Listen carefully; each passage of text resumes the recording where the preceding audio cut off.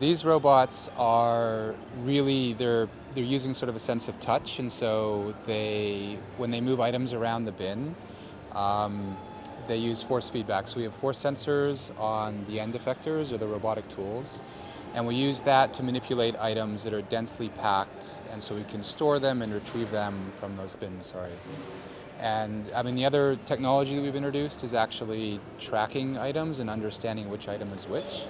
And so when you order something from Amazon, you say, I want this particular item, we get the entire sort of yellow pod coming up with all the item inventory in it, and it has to select that item from amongst a cluttered set of other items. And it does that using, computer vision and ML and AI, and it compares what it looks like visually to a database, and then we track all the items as we pick them, and the robot can react and respond to that using that technology. There's lots of people researching this type of technology across the world. I mean, this is really just the first time it's sort of happening at scale. Even in Amazon, I think there are plenty of different opportunities to use it. I mean, I can imagine doing this in grocery stores. Obviously, I think this type of technology is necessary if you're going to have robots in the home. So I think it's really the start of a lot more robotics using this type of work. The Vapor, which is the technology that we developed for the van to help a driver to find in a faster way all the items that has to be delivered house by house.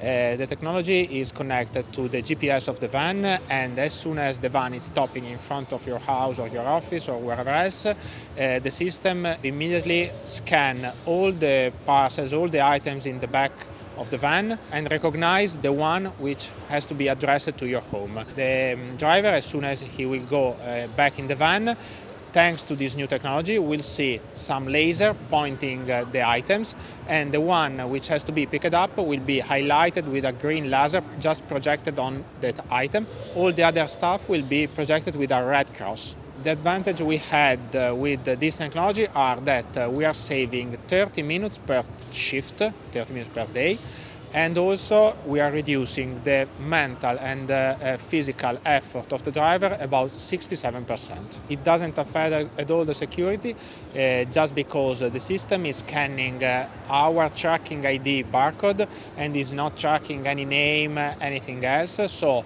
when the driver will go on the back of the van, we'll just have a look for the green spot instead of searching for a label, for an address, for a name. So we are improving the